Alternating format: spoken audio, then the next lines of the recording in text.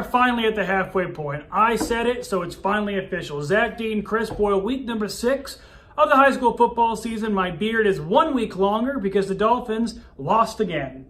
Yours? The Giants won, so yours is in good shape. I will trim it, but I won't cut it until the Dolphins win or Tua Tagovailoa is under center. See, I'm a believer of the hockey beard mentality. You just don't touch it. You just let it roll. Well, I don't want to sleep on the couch, so I got to touch it in some capacity. Start yelling for Wilson. Exactly. That's what I'm going to be. Get the volleyball. Yeah. I don't know. How many of the kids watching this know what Castaway is, though? A sad... They were like not born when Castaway came out. Yeah, it's... God, we're old. Anyway, Zach Dean, Chris Boyle, huge slate of Week 6 football games this week. I am dubbing it Gutcheck Friday, and we're going to start Gutcheck Friday at a first-time football field, University. We're calling it University Field. Is that what we're calling it? I'm calling it Picnic with the Titans. Chris Boyle's going to be there. You bring your own seat, you bring your own chair, you bring a little picnic basket, and you watch University and FPC do a battle in a huge division game. Right. So Flagler's 4-0, University's 3-0. Big ramifications inside of District 2-8A. Yeah. One of these teams will get a share of first place, presumably with Sanford Seminole. I'm pretty sure they get Westport tomorrow. They will take care of business. They should handle that pretty easily. It is a gut check, I think. And for University, I think the first maybe 10 minutes or so of this game, they're going to want to make some sort of big statement play, whether it's a touchdown, whether it's a turnover, a sack, a big third down stop, something like that, to really keep that energy going. Because there's going to be a very big moment for this community. It's the first game ever played at the school for varsity football. So there's a big hill to the right of the stadium where a lot of fans will be able to kind of post up. There should be plenty of good seats available. Probably where you'll be. Might be. I might be bringing signing autographs. Might be bringing my own chair. Really roughing it the experience. No press box for me. Nothing like that. Nothing. I'll be in and among the crowd, in among the players, in among the fans. So, cool. Man of the people. That's right. So for Flagler, last week a 10-7 win over Fletcher. The defense really shined, particularly up front and at the linebacking levels again. So they've got a lot to go for this. I mean, they've got an opportunity here to get to 5-0, to really kind of stake a claim in that district and put some distance between themselves and everybody else. They've still got DeLand and Seminole on the horizon, which is a big couple of tests for them. But it'll be good, and the big question for them is going to be still at quarterback, whether Preston Roberts plays all week like he did last week. It sounds kind of that way with Donovan Montoya ruled week to week with a knee injury, and typically week to week injuries are not necessarily 2 week injuries. They're a little week bit to longer. week to week to week. Yeah, they're a bit longer term than that. So I would expect to see Preston Roberts in an expanded role again. I think FPC, it's going to be a loud, hostile environment, but FPC, if any team in this area is well equipped for that, I think it's FPC, don't you? Well, you get, and their style of game travels well. They run the ball, they wear teams down, they're very aggressive defensively. They're out to make that big play. They're out to do it every single snap, basically. So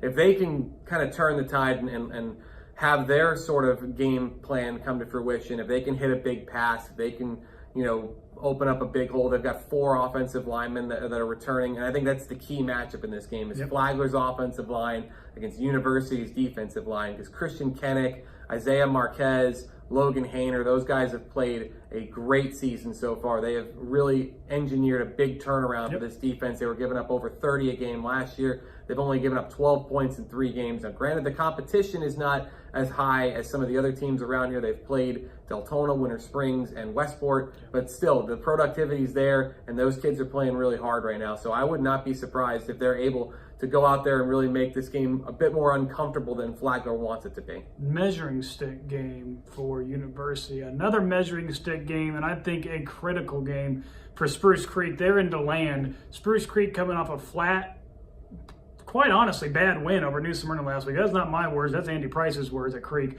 They just weren't very good. I mean, they kind of came out flat. They ran 9 plays in the first half.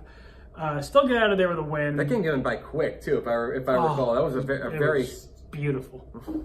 for a deadline standpoint, it was very well done by both those teams. From an entertainment standpoint, not the best game I've covered. New Smyrna played well. Spruce Creek didn't. They got out with a win. They go to DeLand this week. Spec Martin. DeLand a bit of a comeback game for them after the tough loss against Seminole. They just destroyed Daytona in the Battle of the Bone. Big game for both teams. Personally, I think you agree. For Spruce Creek, this is, I don't want to say their season, but it'll be on life support if they don't win this game. Realistically, I could make an argument that both of these teams are going to feel that way. I mean, there's more opportunities probably for DeLand to make up points if they were to lose this game. They've got Vieira next week. They've got FPC still on the horizon. They've got a few other challenging games down the stretch. But, you know, for Spruce Creek, there's just not a lot after this that they can really, I mean, unless they were to upset a Seminole, for instance, that they could really kind of make up the gap. Because the way it works out is really there's about 14, 15 teams in this region that are playing for 8 spots. And you look up north and how well the Bartram Trail and Oakleaf have started the year. Mandarin is one of those teams that's in jeopardy right now, and Sandalwood is in jeopardy right now. They've taken some early losses, and they're going to have to try to make up the deficit. Then you look into the Seminole County and Orlando areas. You've got Apopka off to a great start, and they're ranked, I think, 3rd in the state. Seminole's ranked 2nd.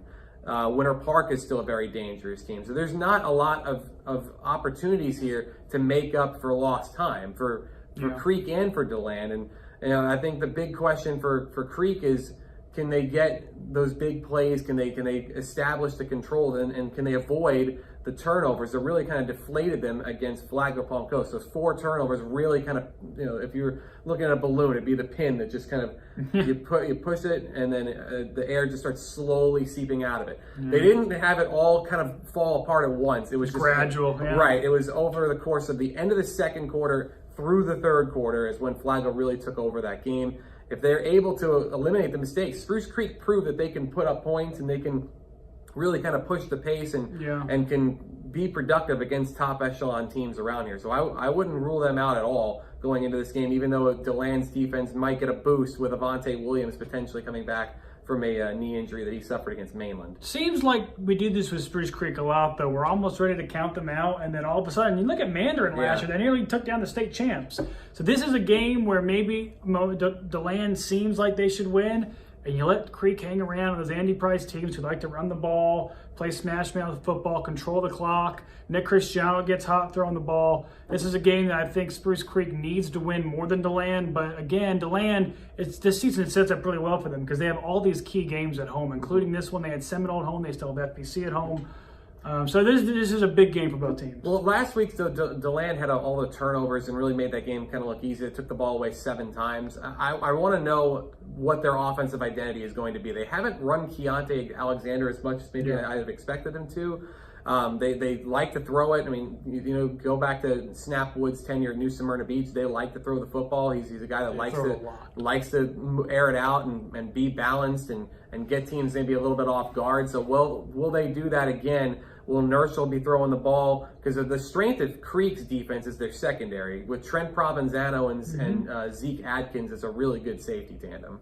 Atlantic and Rockledge. Big game for both teams as well. Rockledge is a powerhouse. Atlantic trying to prove they belong at this level of football. They've done a really good job of that so far this year. You talk about a measuring stick game. Holy cow, this is a big one for Atlantic. Yeah, I mean, I think we want to see that they are able to stand in there and trade punches with Rockledge. Not just whether they win the game or not. I think it's a big ask of them to win the game against the number 2 Can't be a first-round knockout, though. Right. Yeah. It's a big game against the number 2 team in the state in their classification. It is a district game as well. I think this would be a good idea to set up the rest of district play for Atlantic, too, because they've still got Palm Bay, they've still got Merritt Island, they've still got O'Galley after this, too. So it doesn't get any easier. But Rockledge, they've got one of the best players in the state in Ladarius Tennyson, an Auburn commit who hardly ever comes off the field. He's a running back, he's a safety, he's a kick returner. Little Swiss Army knife action. Yeah, for Atlantic, their story has been really about 2 things. Tempo on offense, takeaways on defense. They've been absolutely great at both of those things so far this year. Aaron Manning's the leading rusher in the area at over 500 yards. Had a big game last week against Matanzas in which he ran for 4 touchdowns and threw for another. They've taken the ball away 13 times from opponents. 3 interceptions for Jay Brockington. They also have a ton of sacks, including 5.5 for Richard Pope and 4.5 for Ty Barong. So they've been able to really put the pressure on teams on both sides of the ball. Can they do that against an elite opponent? That's the question. Are they still able to have that sort of recipe against the very best teams in the state of Florida? I think they're a lot like University this week, where they're trying to prove that they belong with these big boys. Mm-hmm. You know, FPC, Rockledge, these teams with a huge opportunity in front of them. That's why I say it's gut check week. Let's see what you got. The contenders, the pretenders. We're going to separate those on Friday. A couple of more games. Mainland, Daytona, two teams going like this, I think, even though Mainland's coming off a tough loss. And then Trinity Christian with an interesting game as well. Yeah, Mainland, I thought, was outstanding in the entire second half against Seminole. They gave up the touchdown late. Seminole, I thought, benefited from a very bang-bang non-fumble call, but defensively, the Bucks were outstanding in that entire second half. LaRon Davis and Chad Johnson took over the game.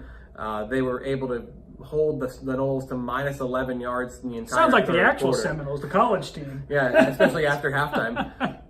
So Mainland, I think, gets an opportunity to get things right on the right track again. This is their second district game. They played Daytona, coming off of a lopsided loss to DeLand. They turned the ball over a ton last week. It's been such a struggle offensively for Daytona throughout the course of the season. I really don't think it's going to get much better. Yeah. I'm intrigued to see whether or not they maybe incorporate Isaiah Gordon a little bit more. Considering he played for Daytona last year as a freshman. We've been waiting for that ground game to really break out. Teron Keith has carried it. We've been waiting for Nathaniel Braswell and Gregory Mango and Gordon, the three of those guys, to kind of take over. Their longest run this season, I think, is 21 yards. They haven't had a run. They've only had one run over 20 yards between the three of them this year. So I think this is a good opportunity for them to find some explosive plays on the ground if they want it. And then for Trinity Christian, they're going to be taking on Central Florida Christian Academy. They've still got an opportunity to get into the 2A playoffs. I don't think anyone's really running away with it there outside of Victory and Foundation in their region. Yeah. So if they can kind of creep their way back in, they've got to start scoring offensively. They've really had a tough time getting the ball into the end zone. And CFCA is coached by Jeremy Campbell. Interestingly enough, his brother Maximus is a senior receiver at Atlantic. He also graduated at Spruce Creek and went to Clemson and was a linebacker there. 6 degrees of Kevin Bacon. That's right. That is one of the few games we differ in our picks this weekend. Speaking of our picks, I was a disaster last week. You came right back. A disaster is 9-3, but by comparison, I hold myself to a higher standard. I ran the table last week, so yeah, I'm right back in the race. 2-game lead with 6 weeks to go plus the playoffs. We're going to wrap this up, though, now, because what you guys don't know is this is our second take, and I don't want to do a third take because my head was cut off in the first take. Zach Dean, DBNJ on Twitter. I'll be at the DeLand Creek game. Chris Boyle, DBNJ on Twitter. He'll be camping out with the Titans and the FPC Bulldogs. Go say hi to him because he's got nowhere to run. Follow us on Twitter, on the Facebook group, interact, do all that good stuff. It is a Gut Check Friday, week 6, halfway point. I said it. It finally counts. Zach Dean, Chris Boyle, we will see you tomorrow.